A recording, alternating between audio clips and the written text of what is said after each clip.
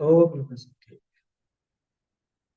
नमो अरहन्ताणं नमो सिद्धाणं नमो आयर्याणं नमो उवज्झायाणं नमो लोये सव्वसाहुणं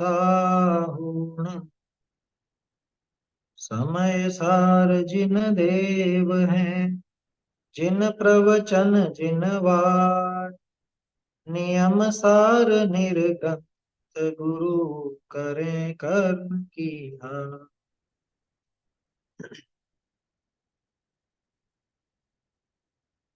देव शास्त्र गुरु की पूजन में जयमाला अपन देख रहे हैं। और जयमाला के संबंध में भी देव शास्त्र गुरु का जो स्वरूप यहाँ पे दिखाया जा रहा है, उसके साथ साथ हमारी कैसी भूलें रही, हमने क्या क्या भूल की, ये बात भी इसके अंदर आ रही है। तो कल अपनी चर्चा हुई थी कि देव का स्वरूप कैसा है, और हम देवों के पास जाकर के भी क्या करते रहे। कि देव जो परम सुखी हैं, अनंत सुखी हैं, सच्चा सुख जिन्होंने प्राप्त किया, अब उनके पास जाके भी हम ये इंद्रिय सुखों को मांगते हैं जो उनके पास है नहीं, जो वो दे सकते नहीं। और दे भी क्यों? देखो, दे नहीं सकते, उनके पास नहीं है, इसमें कोई उनकी हीनता नहीं है। क्यों नहीं है हीनता? क्योंकि वास्तव में इन इंद्रिय भोगों में, पांच इंद्रिय के विषयों में सुख था ही नहीं। तो जिनमें सुख नहीं था उनका नहीं होना ये कोई हीनता की निशानी नहीं, बल्कि जो अनंत सुख, वास्तविक सुख है, वो उनके पास है। ये उनकी महानता है। ये तो एक बात हुई कि उनके पास क्या है और क्या नहीं। दूसरी बात ये है कि क्या वो दे सकते हैं? कि वो जो उनके पास नहीं है वो तो दे ही नहीं सकते, लेकिन जो अनंत सुख उनके पास है, वो अनंत सुख भी वो देते नहीं है और दे सकते भी नहीं है। क्योंकि वस्तु व्यवस्था ऐसी है कि एक द्रव्य दूसरे द्रव्य में कुछ भी हस्तक्षेप नहीं कर सकता। वास्तविक बात यह है। अब हमारी भूल क्या है? हम उनसे कुछ मांगते हैं, है ना? तो पहली बात तो यही फेल हो जाती है, क्योंकि अ, वो देते नहीं है, दे नहीं सकते। दूसरी बात, उनसे क्या मांगते हैं? कि हम मांगते हैं ये संसार के विषय भोग, पांचों इंद्रिय के जो विषय भोग है, इनको ही मांगने की प्रवृत्ति हमने हमेशा से बना रखी थी। सोचते थे कि ये भोग भोगने से हमारी इच्छाओं की ज्वाला नष्ट हो जाएगी, ये जो इच्छाओं की ज्वाला है, झुलसन है, ये दूर हो जाएगी। लेकिन कभी भी दूर नहीं हुई, कभी दूर हो नहीं पाई। ये ज्वाला तो हमेशा बनी रही और बढ़ती रही। कैसे बढ़ी? कि जैसे आग में घी डाल दिया किसी, ऐसी स्थिति हमेशा हमारे साथ होती रही। तो भगवान इसीलिए महान कहलाए, इसीलिए वो सर्वश्रेष्ठ हुए, क्योंकि जगत के बीच में रह के भी वो जग से न्यारे रहे। और हमारी आदत ऐसी है कि जिनके बीच में रहते हैं, जिनको भी जानने जाते हैं, वहां राग द्वेष किए बिना मानते नहीं। हमारी इतनी खोटी प्रवृत्ति है। टोडरमल जी ने लिखा ना कि ये इसका इसकी ऐसी आदत है, ये कुछ भी जानने जाएगा तो वहां राग राग द्वेष किए बिना मानेगा। इसलिए इसको जानने का भी निषेध किया जाता है। और भगवान तीन लोग, तीन गोल को, तीन काल की वस्तुओं को जानते हैं, लेकिन उसमें एक भी वस्तु में लीन नहीं होते, लिप्त नहीं होते। हमेशा अपने आत्म स्वरूप में ही लीन रहते। सकल ज्ञेय ज्ञायक तदपि निजानंद रसी। तो इसलिए भगवान के चरणों में जगत के सारे माणिक और मोती झुकते। माने देवों में श्रेष्ठ इंद्र और मनुष्यों में श्रेष्ठ वो चक्रवर्ती, ये सब उनके सामने सिर झुकाते। ये उनकी महानता का, पूज्य पने का कारण है। और उन्होंने हमको सच्चे सुख का उपाय भी बताया, सच्चे सुख का स्वरूप भी बताया, इसलिए हम उनके सामने सिर झुकाते। विधि भी बताई उन्होंने, तो साक्षात करके दिखा दिया। जैसे किसी बच्चे को आप कहो कि ऐसा कर लेना वैसा कर लेना, तो उसके समझ में नहीं आता। उसको खुद करके दिखाओ तो वो समझ जाता है। बस ऐसे ही भगवान ने तो साक्षात कि देख ऐसे बनते हैं सिद्ध, ऐसे होते हैं अनंत सुखी, देख वीतरागता ऐसी होती है, तो खुद करके दिखाया। यूं नहीं कहा कि ऐसा कर लेना वैसा कर लेना, कि देख मुझे, देख तू तो, मैं क्या क्या कर रहा हूं, मैंने क्या क्या किया। ये वो दिखा देते हैं, इसलिए उनके आगे सिर झुकता है। और किस कारण से सिर झुकाते हैं बताइए? अगर भगवान के सामने सिर झुकाने का और कोई कारण दिमाग में हो तो समझ लेना कहीं ना कहीं गड़बड़ चल रही है। कोई वांछा हो या कोई और बात हो तो भूल है, भारी भूल। ऐसा समझना चाहिए। छंद बोल लेते हैं अपन, फिर बात करते हैं। आज अपन बोलेंगे स्थापना का, अर्घ का, और जहां से ये देव का चालू हुआ ना, ये बोलेंगे, देव शास्त्र गुरु वाले छंद बोलेंगे। केवल रवि किरणों से जिसका संपूर्ण प्रकाशित है अंतर, उस श्री जिन वाणी में होता तत्वों का सुंदरतम दर्शन। सदर्शन बोध चरण पथ पर अविरल जो बढ़ते हैं मुनिगण, उन देव परम आगम गुरु को शत शत वंदन, शत शत वंदन। क्षण भर निज रस को पीछे तन मिथ्या मल को धो देता है, काशायिक भाव विनष्ट किए निज आनंद अमृत पीता। अनुपम सुख तब विलसित होता, केवल रवि जगमग करता। दर्शन बल पूर्ण प्रकट होता, यह ही अरहंत अवस्था। यह अर्घ्य समर्पण करके प्रभु निज गुण का अर्घ्य बनाऊंगा, और निश्चित तेरे सदृश प्रभु अरहंत अवस्था पाऊंगा। चरणों में आया हूँ प्रभु, और शीतलता मुझको मिल जा। मुरझाई ज्ञान लता मेरी, निज अंतर बल से खिल जाए।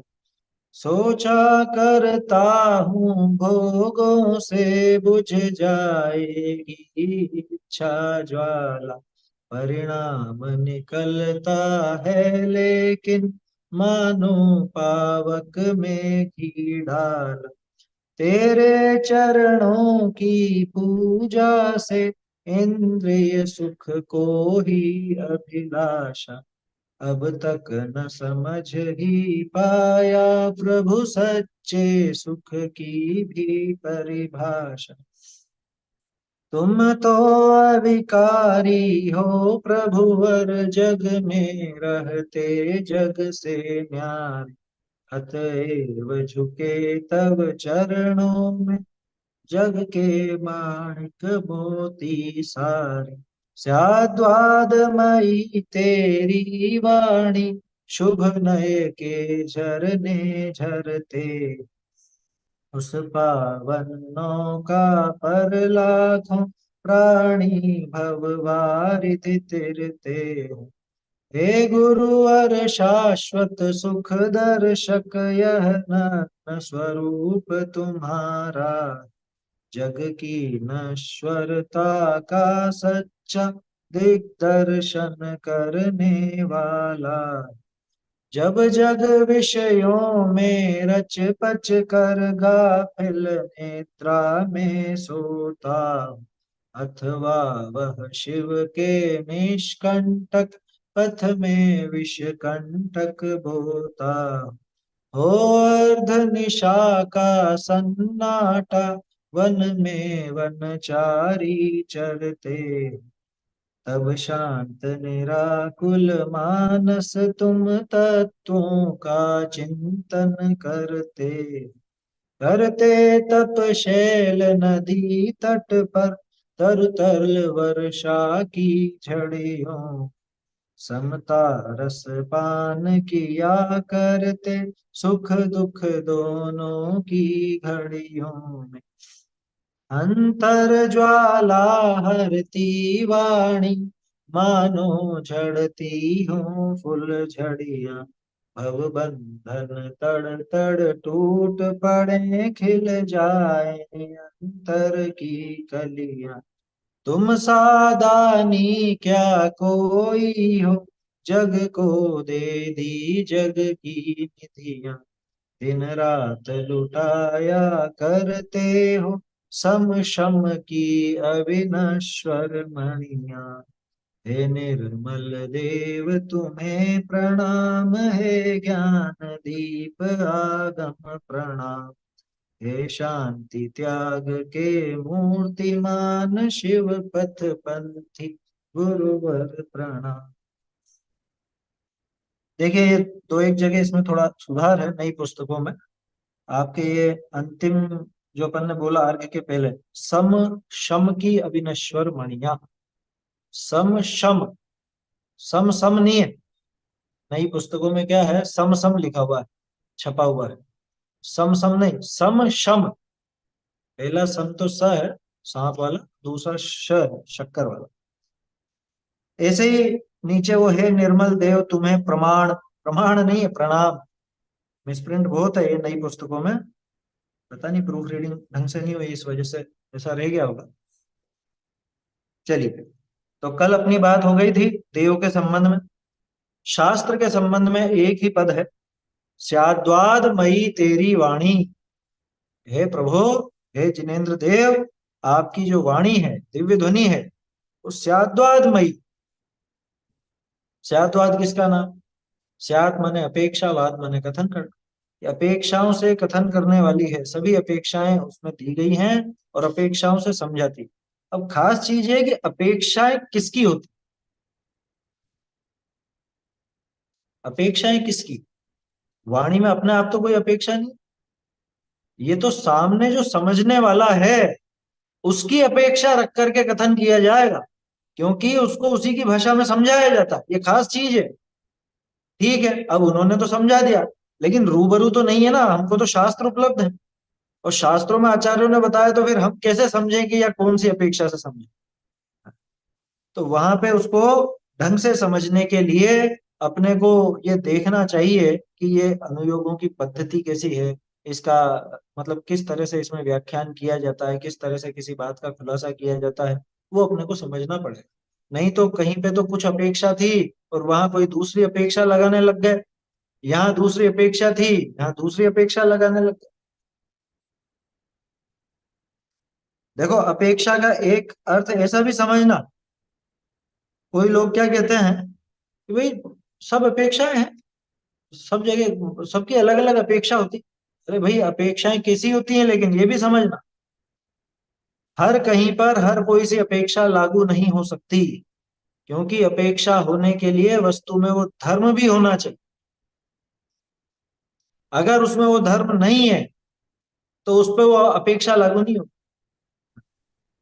ये शायदवाद कोई शायदवाद नहीं है और कोई चुटकुलेबाजी नहीं है ना?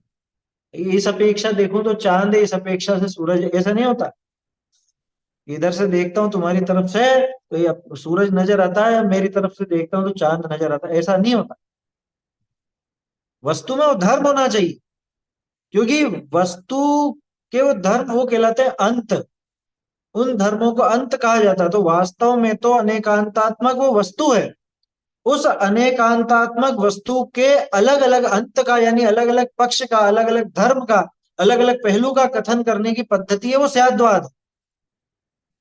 वो उसमें से किसी एक धर्म को पकड़ करके बात करती है, अथवा समझाने के लिए कई बार अपेक्षाएं लगा करके भी कथन होता है। लेकिन खास चीज यही है कि वस्तु में वैसा धर्म संभव हो तो ही वैसी अपेक्षाएं लग सकती है। लोगों ने बहुत दुरुपयोग किया है स्याद्वाद का, और भजन भी बन गया ना, हर विवाद का हल हो सकता स्याद्वाद के द्वारा। हर कहीं पे स्याद्वाद लग के, हाँ हाँ, ये भी एक अपेक्षा, ये भी एक अपेक्षा, हर कहीं पे हर कुछ अपेक्षा लगा देंगे कि सुमेरु 1 लाख योजन का है, ठीक है ना, और सुमेरु 1 लाख 40 योजन का है, दोनों कथन है। तो दोनों की अपेक्षा अपने को समझ में आती है कि भाई ऊपर की चूली का भी गिनो तो वो 1 लाख 40 योजन होता है, और राउंड फिगर में, राउंड फिगर की अपेक्षा से 1 लाख योजन का कह दो। लेकिन क्या कोई ऐसी अपेक्षा है जहां सुमेरु को आप 1 योजन का कह दोगे, 1000 योजन का कह दोगे? ऐसी तो कोई अपेक्षा नहीं।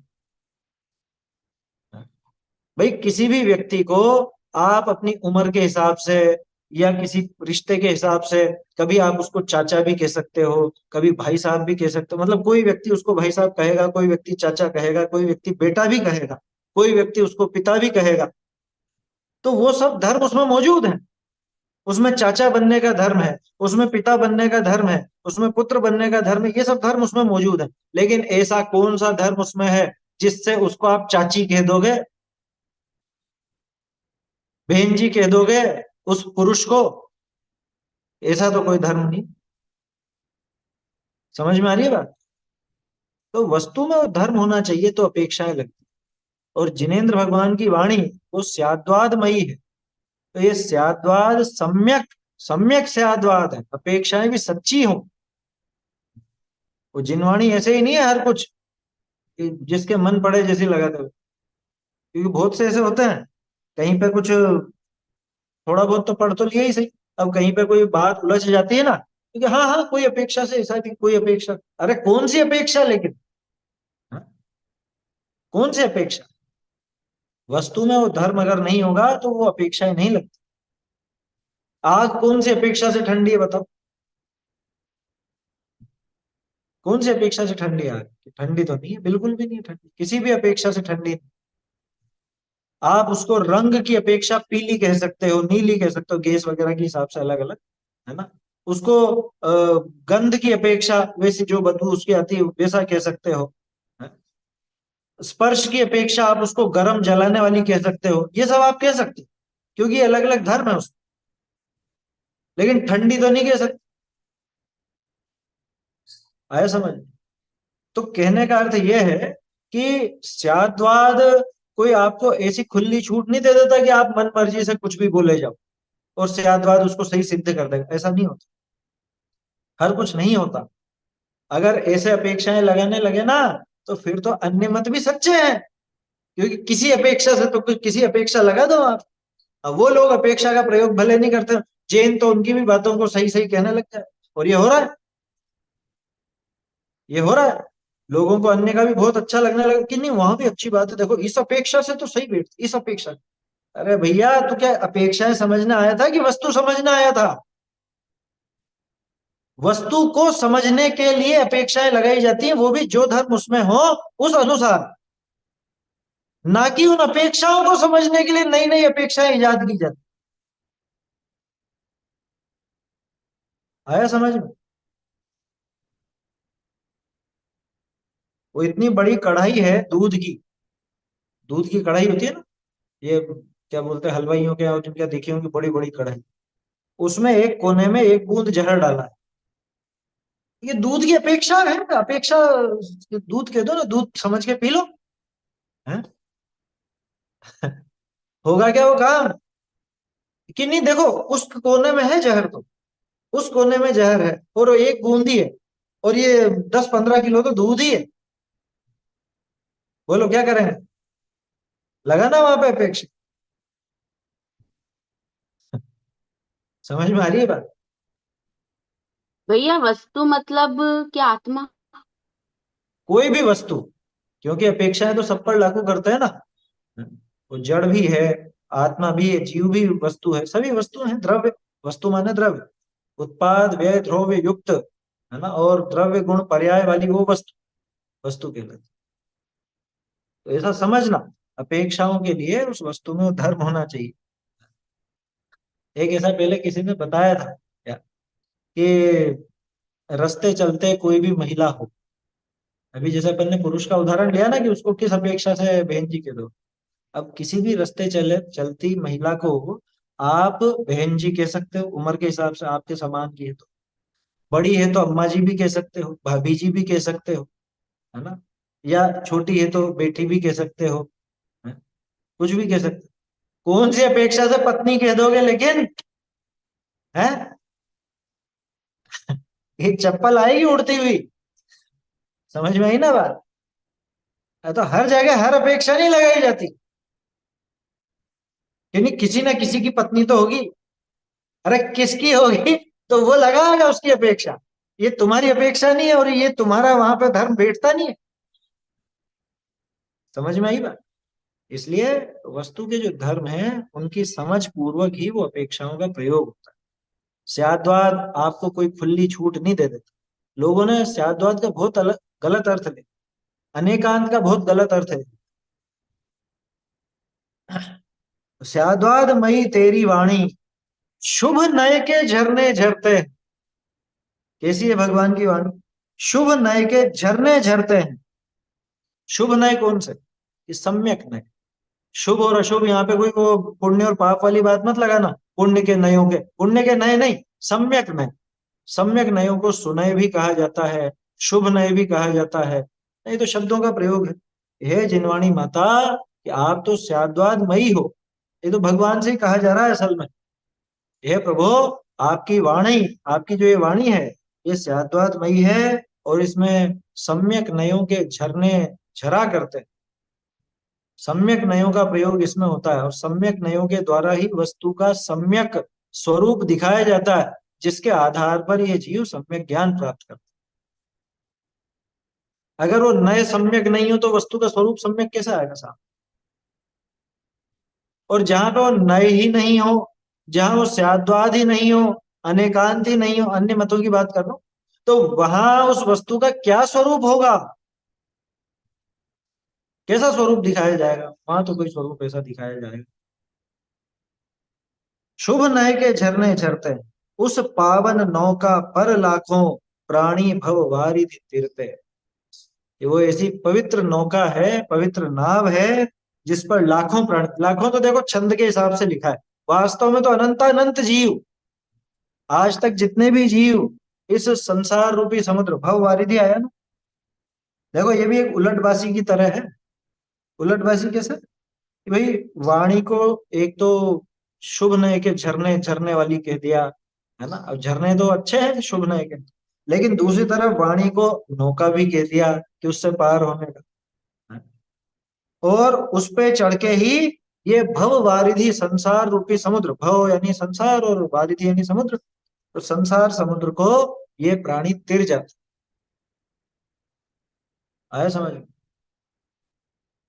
ऐसा आया, जम्मा लीणा जीवा तरंती भव सायरण मनंतम, तम सौ जीव शरणम अनंदतु जिन शासनम संभव। जिन शासन, वो जिन शासन, नंददु, नंदयतु यानी प्रसन्न करे, हमेशा हमको हमारे मतलब हम उसके सहारे से रहे हमेशा। तम सौ जीव शरणम, कि उन सभी जीवों के शरण रूप, उन सभी जीवों का जो शरण भूत है, ऐसा जिन शासन जयवंत रहे, हम सबको प्रसन्नता देता रहे, हम सबको प्रसन्न करता रहे, सुखी करता रहे। तो वो कैसे करेगा? जिन शासन कोई अलग सी चीज तो है नहीं, वो तो अपनी पर्याय में प्रकट होने वाला धर्म है, उसी को जिन शासन कहा जाता है। जिन शासन अलग से क्या है बताओ? मंदिर है कि पुस्तक है, या वो जिनेन्द्र भगवान की प्रतिमा है? क्या है जिन शासन? ये जो जिनेन्द्र भगवान का उपदेश है, शासन, शासन माने उपदेश, ये जिनेन्द्र भगवान का उपदेश जो है स्याद्वाद मई है, यही तो जिन शासन है। और उसके आधार से वो जिन शासन यहाँ प्रकट होता है। जैन धर्म, धर्म तो जीव की पर्याय है। धर्म न वस्तु, मतलब कोई वस्तु में, बाहरी वस्तु में तो नहीं है कि मंदिर में धर्म हो, तीर्थ में धर्म हो, या उन प्रतिमाओं में धर्म हो, इन शास्त्रों में धर्म हो, या चढ़ाए जाने वाले द्रव्यों में धर्म, धर्म उनमें तो है। धर्म तो अपने शुद्ध पर्याय का नाम है। अपन खुद उस पर्याय को प्रकट करते हैं अपने स्वयं के आश्रय से, उसका नाम धर्म है। ऐसा ही है ना? तो क्या कहा? स्याद्वादमयी तेरी वाणी, की ये जो आपकी वाणी है, ये जैन शासन है। इस जैन शासन के सहारे ही प्राणी भव वारिधि तिरते हैं। संसार में आज तक जितने भी जीव मुक्त हुए हैं, जितने भी मुक्त हो रहे हैं, और जितने भी भविष्य काल में मुक्त होंगे, वो सब आपके इस जिन शासन के, जिनवाणी के सहारे से ही होते हैं। ऐसी जिनवाणी माता को मैं नमस्कार करता हूँ, है ना? कैसा नमस्कार होता है यहाँ? नमस्कार करता हूँ माने मैं इसका आश्रय लेता हूँ, मैं इसका सहारा लेता हूँ। और कोई नमस्कार की विधि नहीं है कि यहाँ पे जिनवाणी विराजमान कर दी और रोज आकर के पूजा कर लेते हैं, ढोक दे लेते हैं, हो गया। जिनवाणी विराजमान करने की चीज नहीं है। जिनवाणी अभ्यास करने की चीज है। समझ में आई बात? तीनों का अलग अलग प्रयोग होता है। और हमने तो क्या किया, आजकल एक पैटर्न चल गया नया। क्या? जैसे जिनालय बनेगा, नया मंदिर बनेगा, तो जिनेंद्र भगवान की प्रतिमा तो रखेंगे ही सही। और शास्त्र के रूप में शास्त्र की भी का भी एक वो छोटा सा बना देंगे, उसमें शास्त्र विराजमान करेंगे, और वहीं पे ही अपने गुरुओं के चरण, आचार्यों के चरण स्थापित कर देंगे। तो ये देव शास्त्र गुरु तीनों। और हमने क्या सोचा कि ऐसे ऐसे करके और इनकी पूजा हो गई। इनकी पूजा की विधि ध्यान ही नहीं है लोग। देव की पूजा वास्तव में जिनेंद्र देव को देख कर होती। जिनेंद्र देव की जो प्रतिमा है उसका प्रयोजन देखने से, मुख्य रूप से। क्योंकि देख करके, देखना का मतलब ऐसा ही नहीं कि बस हाँ देख लिया, नमस्कार बोल दिया, ढोक दी और चल दी। देखना मैंने अच्छे से देखना, उनके स्वरूप का विचार करना, उनके गुणों को स्मरण में लाना, वो सब उस दर्शन में होता। जिन दर्शन कर निज दर्शन पा, ऐसा बोलते हैं ना। तो जिनेंद्र भगवान की जो प्रतिमा है उसका प्रयोजन है देख, मुख्य प्रयोजन। शास्त्र का प्रयोजन क्या है? कि शास्त्र का प्रयोजन ऐसे ऐसे करके चढ़ाने का नहीं। शास्त्र का प्रयोजन है पढ़ने का। उसे पढ़ें, सुने, अभ्यास करें, ये उसका प्रयोजन। प्रतिमा का प्रयोजन देखने का, शास्त्र का प्रयोजन पढ़ने का, समझने का। गुरुओं का प्रयोजन, कि वैसे तो गुरु स्वयं में भी जीव है, तो वो तो खुद का कल्याण कर। हम उनसे अपना प्रयोजन कैसे साधते हैं? कि उनके समीप रहने का, उनके संपर्क में रहने का, या उनसे कुछ सीखने का, उनका आचरण देख करके अपना आचरण सुधारने का। कि कब मेरी ऐसी दशा हो कि जैसे इनकी है अभी। देव की बात नहीं कर रहा हूँ, गुरु की बात कर। तो उनसे प्रेरित होकर के वो वीतरागता की तरफ कदम बढ़ाने का ये प्रयोजन इन तीनों से इस तरह से प्रयोग। और हमने तो तीनों को यूं विराजमान कर दिया और द्रव्य चढ़ा दिया, और देव की भी हो गई, शास्त्र की भी हो गई, गुरु की भी हो गई। देव की पूजा अलग ढंग से होती है, शास्त्र की अलग ढंग से होती है, और गुरु की अलग ढंग से। तीनों की विधि न्यारी न्यारी। ठीक है, ये तो एक सामूहिक अपन ने उनका स्वरूप स्मरण के लिए देवशास्त्र गुरु की पूजा बनाई है, मतलब बनती आई है सैकड़ों सालों से, और वो विधि चल रही है, उसमें भी दिक्कत नहीं है। लेकिन ये समझना कि देव की आराधना कैसे की जाए, शास्त्र की कैसे की जाए, और गुरु की कैसे की। ये पूरा चावल चढ़ा देने का नाम नहीं है। उस पावन नौका पर लाखों प्राणी भव बारिधि तीरते हैं। लाखों प्राणी ना संसार समुद्र को तीर जाते। ये शास्त्र के संबंध। अब गुरु के संबंध में देखते हैं। हे गुरुवर, गुरुवर, जगत में और कोई इस तरह का गुरु है नहीं। श्रेष्ठ गुरु, श्रेष्ठ है ना, और तो कोई गुरु है ही नहीं। आया समझ? गुरु तो सच्चे दिगंबर निराज ही होते।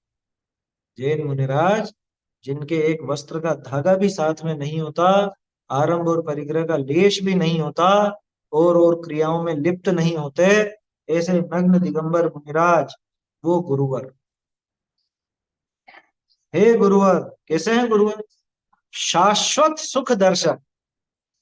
मतलब ये विशेषण इसके पहले कभी देखने को नहीं मिला पूजाओं में। और मुनिराज की ऐसी महिमा, क्या कहा मुनिराज को? शाश्वत सुख दर्शक।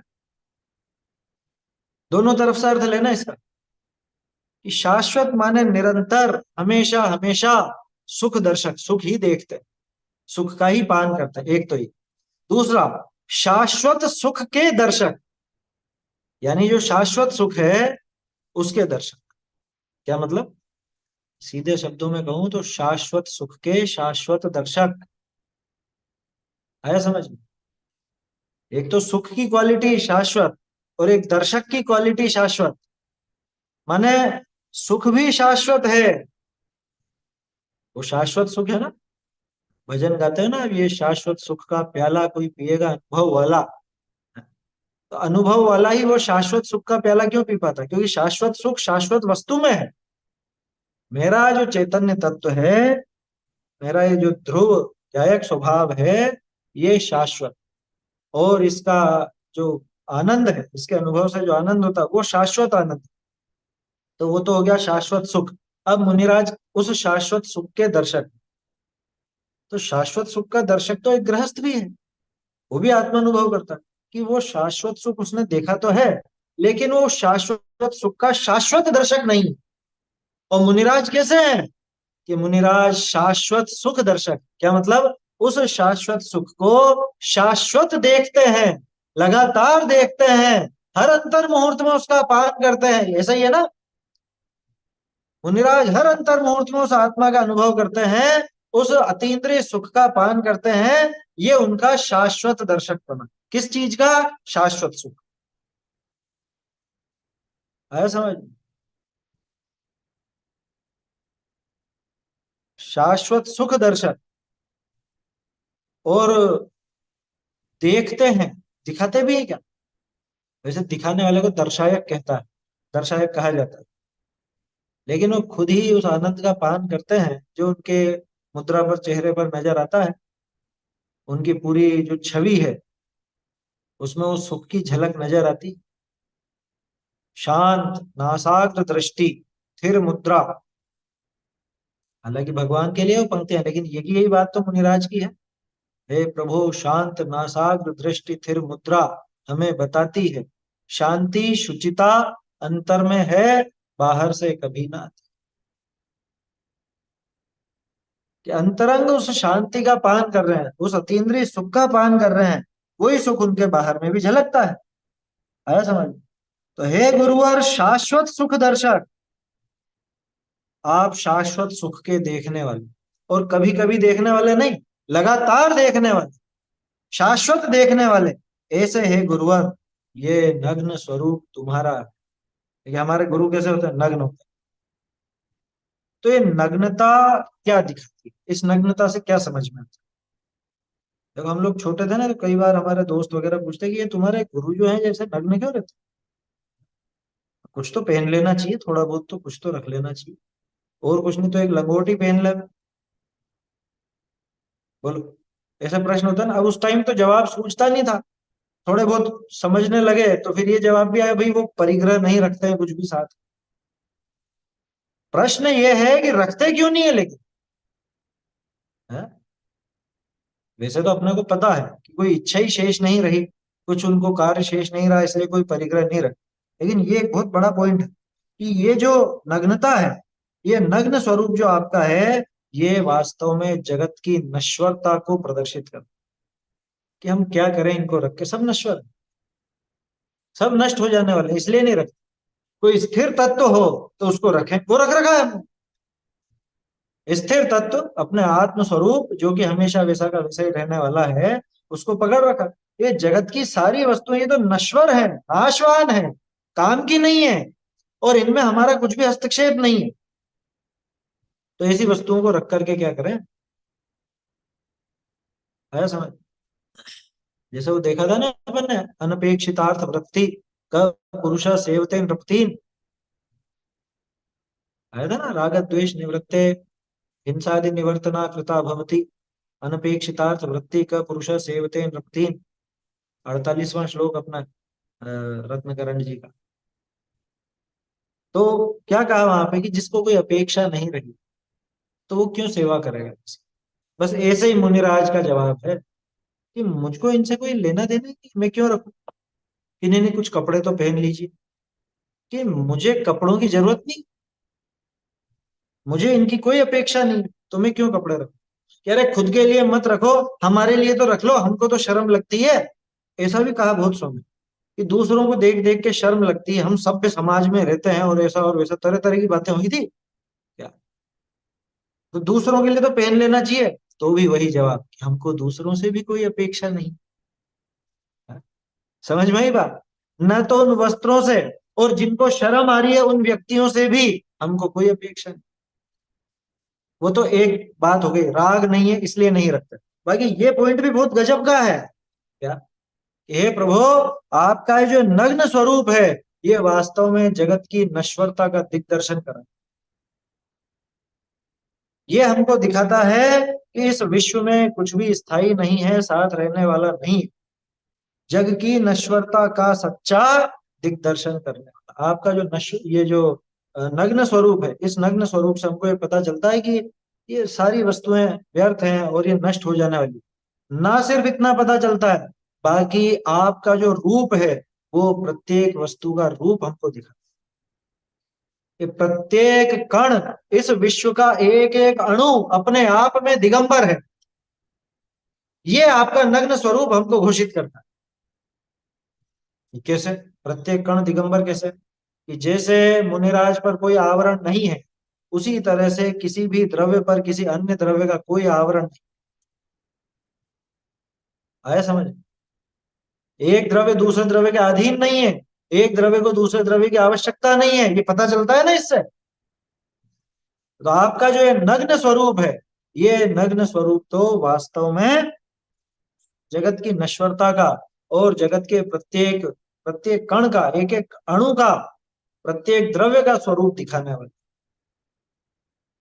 कि जगत में एक एक अणु दिगंबर है, अपने आप में दिगंबर, किसी अन्य की आवश्यकता नहीं, किसी अन्य का आवरण नहीं। ऐसा है। जग की नश्वरता का सच्चा दिग्दर्शन करने वाला है। अब देखो, मुनिराज और हमारी पीढ़ी, हम कैसे हैं और मुनिराज कैसे हैं? जब जग विषयों में रच पच कर गाफिल निद्रा में सोता। विषयों में रच पच कर मन, अरे पांचों इंद्रिय के विषय दिन भर से यही तो चलते हैं अपने। सुबह उठने से लेकर के रात को सोने तक कौन सा ऐसा काम है जो पांच इंद्रिय को विषय से संबंधित नहीं हो या पांच इंद्रिय का विषय नहीं है? उन भोगों को भोग कर दिन भर उसमें रच करके पच करके और आखिर में गाफिल निद्रा में सोता। गाफिल, गाफिल समझते हैं? जिसको गफलत हो, जिसको बिल्कुल भी ध्यान नहीं हो। अरे चोर घर में चोरी करके ले जाता है और इस सोने वाला ऐसा कैसे ही पड़ा रह जाता। बाबूजी ने लिखी है वो पंक्तियां। सोने में न जाने क्या क्या हो जाता है, और बिल्ली दूध पी जाती है, कुत्ता चोक धो जाता है। इसीलिए कहता हूं जम के सोने वालों, इस सोने में अपना आत्म स्वरूप ही खो जाता है। ऐसी कुछ पंक्ति है। इस सोने में अनादिकाल निकल गया ना अपना, ये मोह की नींद, मोह की नींद इसके अंदर, इसके कारण जीव हमेशा दुखी रहा, इसके कारण जीव अपना स्वरूप नहीं पहचान पाया।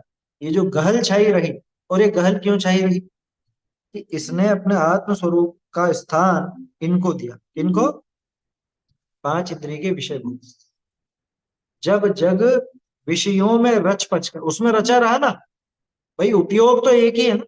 अब वो उधर लगे या इधर लगे, उधर लगा रहा, अपने उपयोग में स्थान दिया इसने किसको? उन पांच इंद्रिय के विषयों को। तो जाहिर सी बात है कि आत्मा को तो स्थान नहीं मिलेगा। तो गाफिल निद्रा में सोता, इसके दोनों तरफ से अर्थ लेना।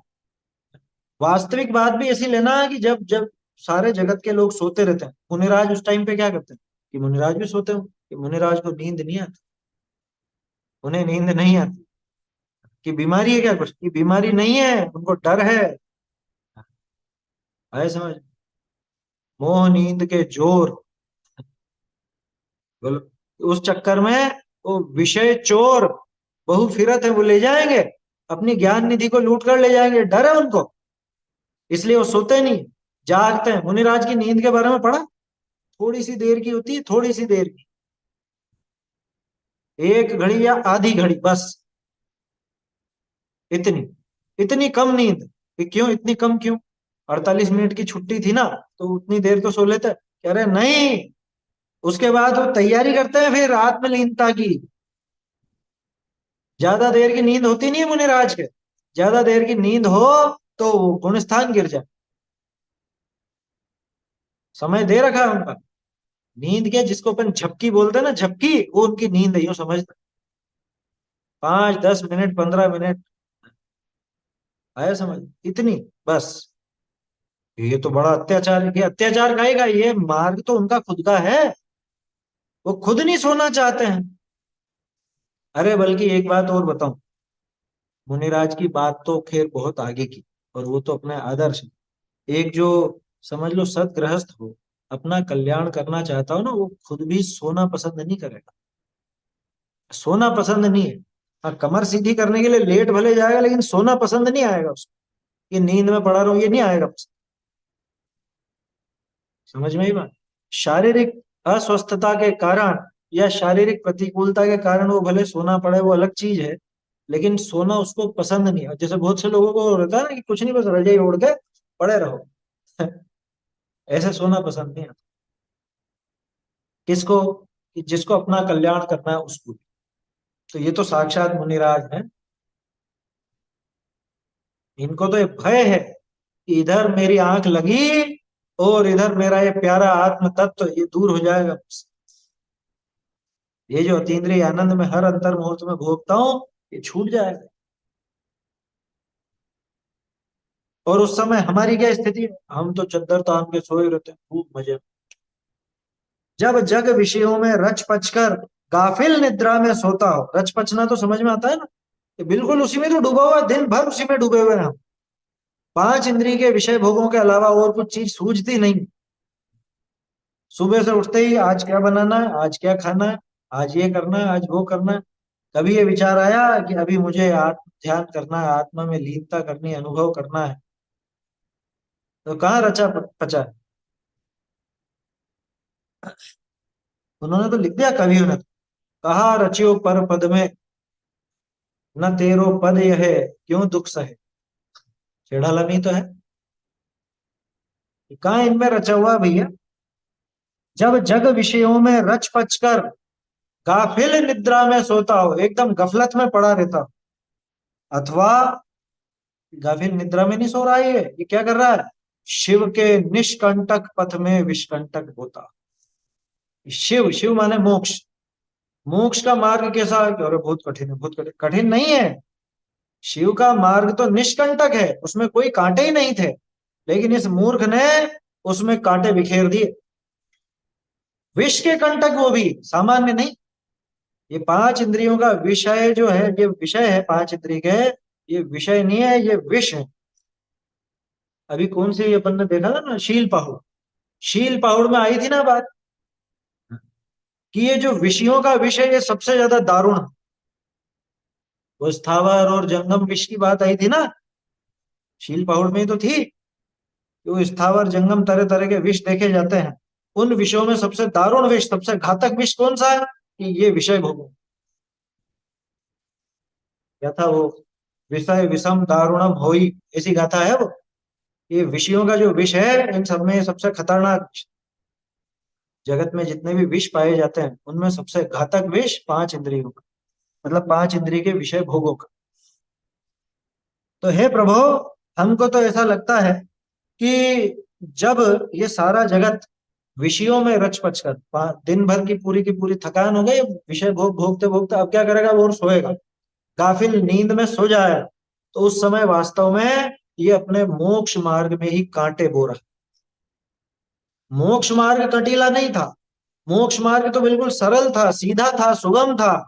उसको हमने इन विषयों में रच पच करके उसको कटीला बना दिया, टेढ़ा मेढ़ा बना दिया, उसको और ज्यादा दुखदाई बना दिया।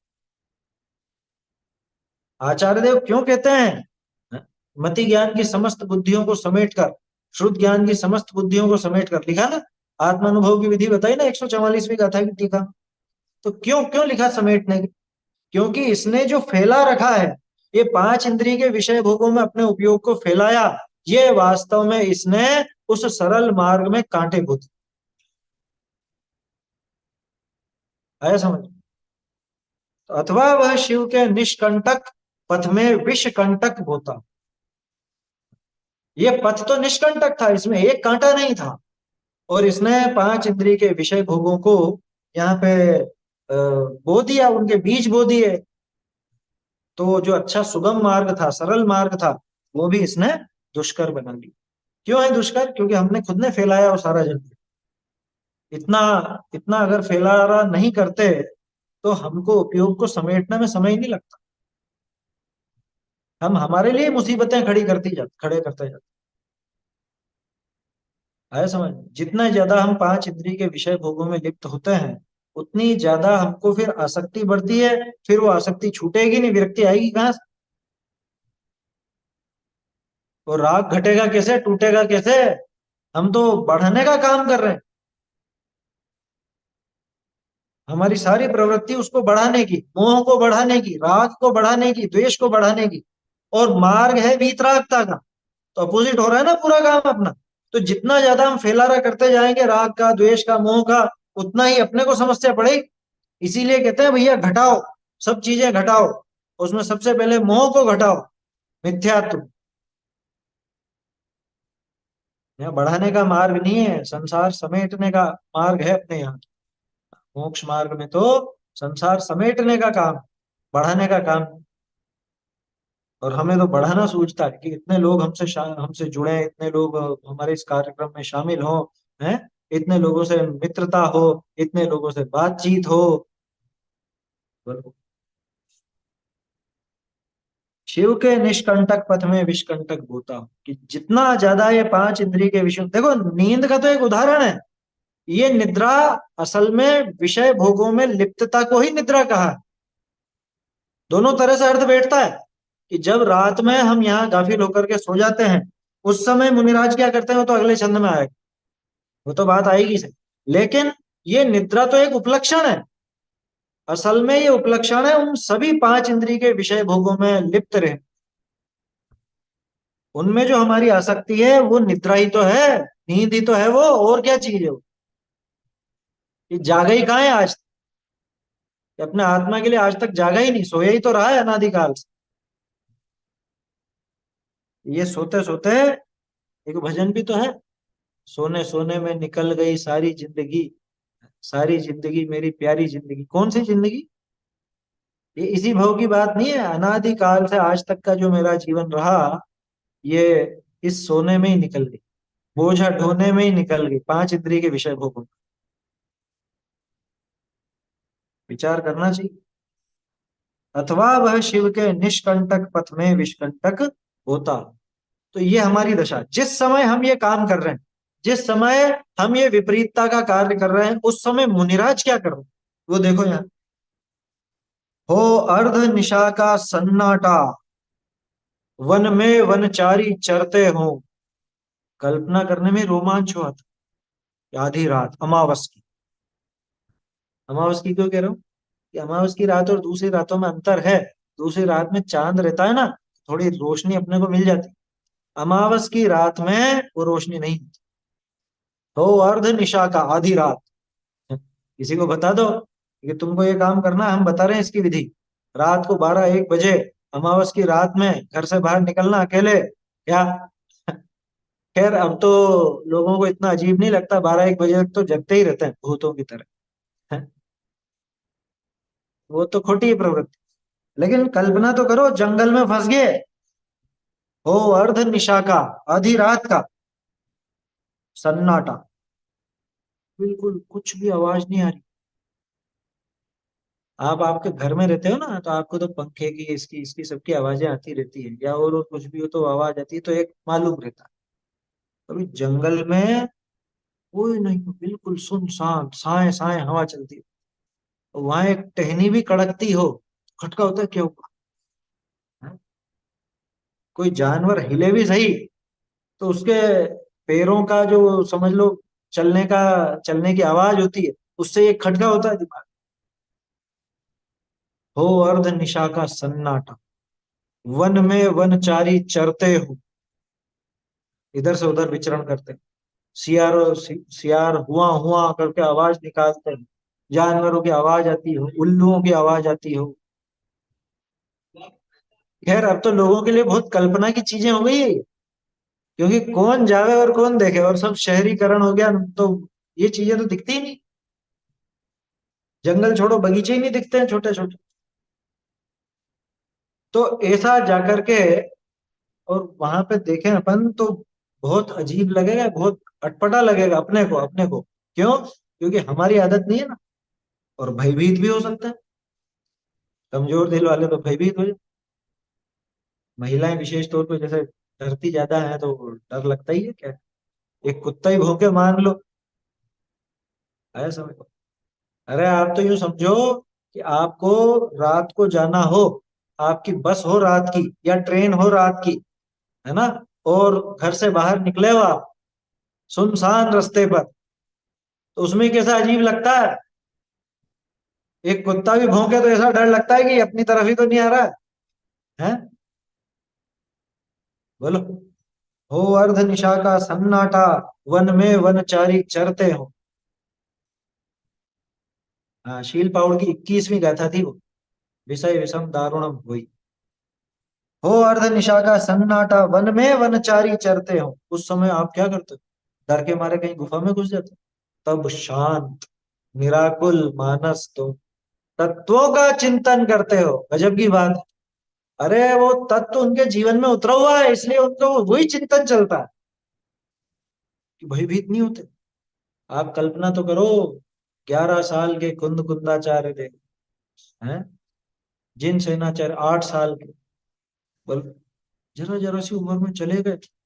कहाँ पे? धर्मशाला में। हैं? ये धर्मशाला की व्यवस्था नहीं थी, जंगल ही जाते थे सीधे। जंगलों में, जंगलों में एकांत बैठे हुए। और सोचो, ठंड का मौसम, काली अंधेरी रात, हैं? पौष की अमावस। पौष समझ गए ना? पौष या माघ, भयंकर ठंड रहती। हैं? तो उसकी अमावस, एक तो ठंड इतनी गजब की, और उधर मुनिराज वहां पे नग्न दिगंबर बैठे हुए, आसपास जानवर घूम रहे हैं। और रात को कौन से जानवर घूमते? शाकाहारी जानवर रात को नहीं घूमते। आए समझ? शाकाहारी जानवर कभी नहीं घूमते रात को, मांसाहारी जानवर ही घूमते हैं रात को। तो रात को जिनकी आवाजें आएंगी वो सब मांसाहारी। और मांसाहारी ये नहीं देखता कि ये मनुष्य है कि जानवर, वो हमला भी कर सकता है। उन सबके बीच में मुनिराज बिल्कुल शांत, तब शांत निराकुल मानस। शांत तो इसलिए बैठे हो कि डर लग रहा हो कि नहीं, कोई आकुलता नहीं, परम शांत, बिल्कुल परम शांत, एकदम निराकुल, कोई आकुलता ही नहीं है, रत्ती भर भी आकुलता नहीं। ये बाघ की आवाज है, ये शेर की आवाज है, और ये इधर ही आ रहा है, और ये अभी फाड़ के खा जाएगा। तो कोई आकुलता नहीं। क्यों? क्योंकि किसको खाएगा? मुझे तो वो देख ही नहीं सकता, खाएगा क्या? जिसको खाएगा वो तो पड़ोसी है, वो मैं हूं नहीं। ये भी सिर्फ अपन विकल्पों में कह रहे हैं, इस तरफ ध्यान ही नहीं जाता। वो तो आत्मलीन है मजे। तब शांत निराकुल मानस, कि उनका मानस, उनका जो मन है, अंतरंग उनका जो है, वो बिल्कुल शांत और एकदम निराकुल। तब शांत निराकुल मानस तुम क्या करते हैं? तत्वों का चिंतन, तत्वों का नहीं, सिर्फ एक तत्व का, अपने शुद्धात्म तत्व। तो तत्वों का चिंतन तो हमारे चलता है, ये जीव ऐसा आश्रव बंध सौमठ निजरा मोक्ष। वो तो एक ही तत्व, नव तत्व गतत्व भी यद एकत्वम न मुंचति। उस आत्मा को ही वो पकड़ते हैं। आया समझ? उस आत्म स्वरूप में ही निरंतर लीन रहा करते हैं। देखो अभी समय तो हो गया अपना, लेकिन सब ये और बाकी है।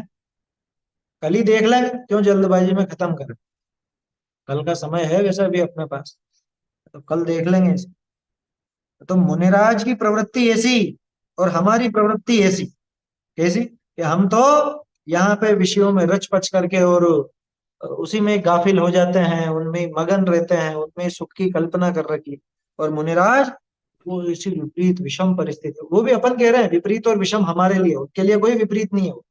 उनके लिए तो सहकारी परिस्थितियां हैं, उनके लिए विपरीत हम हैं।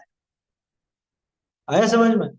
गृहस्थ लोग जहां रहते हैं वहां मुनिराज के विपरीत था।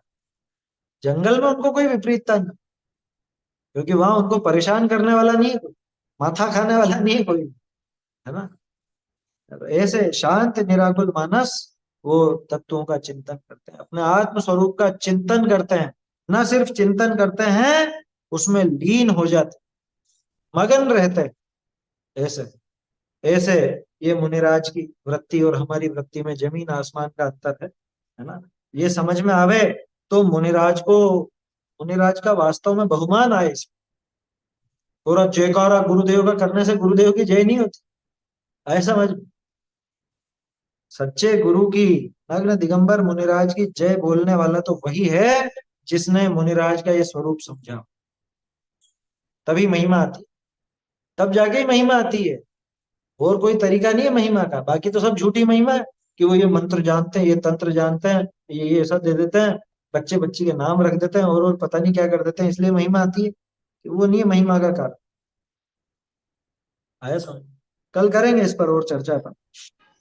इन आपने छंदों जो में बताया गया है महिमा, तो इन छंदों है। में आई है कि गुरुवर हाँ कैसे होते हैं, बहुत ही ज्यादा महिमा आई है। हाँ। आपने जो नवतत्वम अभी बोला था वो कहाँ से है, और जरा एक बार वापस सुनना था। समय सारची का है वो तो कलश। नव तत्व गतत्व भी यद एकत्वम न मुंचति। नव ओके। तत्व में, नौ तत्वों में छिपी हुई जो आत्म ज्योति है, हाँ हाँ ऐसा उसका अनुवाद है। जी।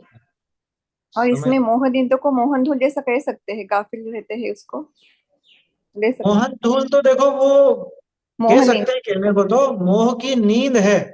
और मोहन धूल में क्या है कि मोहन धूल जिसके माथे पर डाली जाए वो मोहित हो जाता है, भ्रमित हो जाता है। वो भ्रमित हो जाता है, मोहन धूल उसको मोह में डाल देती।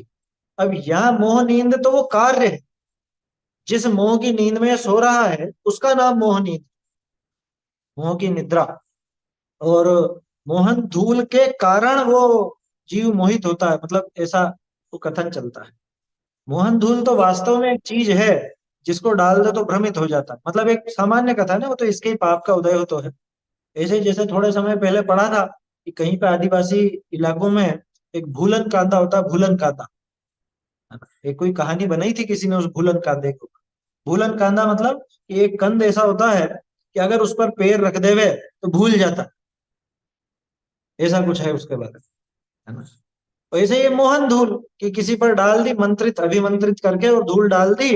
अब इसके पाप का उदय हो तो ही ध्यान रखना, ये धूल डालने मात्र से कोई पागल हो जाए ऐसा नहीं है। क्योंकि जिसके वैसे पाप का उदय नहीं हो वो नहीं होगा मोहित, वो भ्रमित नहीं होगा। और जिसके हो वो भ्रमित हो जाए। तरह तरह के ठग आते हैं ना लोग बाग, वो कुछ ना कुछ मंत्र करके कुछ फूंक मारते हैं, वो धूल उड़ती है और फिर वो ऐसे पागल हो जाता है। उसको भी मोहन धूल कह सकते। पागल हो जाता है माने वो सुध बुध खो देता है, अपने सब गहने वगैरह उतार के दे देता है खुद ही आगे होकर। इस तरह की पद्धति होती है, ऐसे तो वो इंदौर में ऐसी घटना हो गई है, हाँ। हो गई थी वो पूरे ये मठ। पहले वीडियो आया इसका, पूरा वीडियो। वो खुद उसने पता नहीं क्या किया, उसने ऐसा ऐसा धुआं उड़ाया और वो उसके चक्कर में आ गई महिला, और अंदर से जेवर वगैरह सब निकाल करके ला करके दे दिया और वो चल दिए वहां से।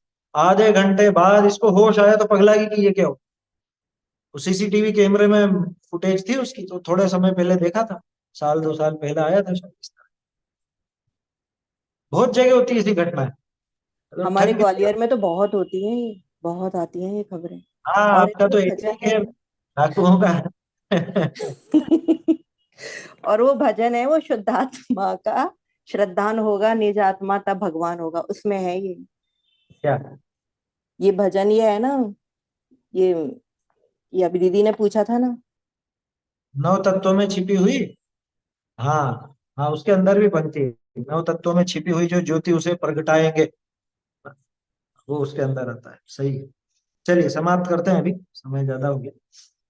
चैतन्य का स्मरण प्रतिक्षण ही करो रे, भव के अनंत दुख को क्षण में हरो रे, अक्षय अनंत निज सौख्य निधान पाओ, गाओ अरे नित इसी के गीत गाओ, निज निधि निज में बताई यह अनंत उपकार है, इसके लिए जिन वाणी माँ को वंदना शत बार, वंदना शत बार।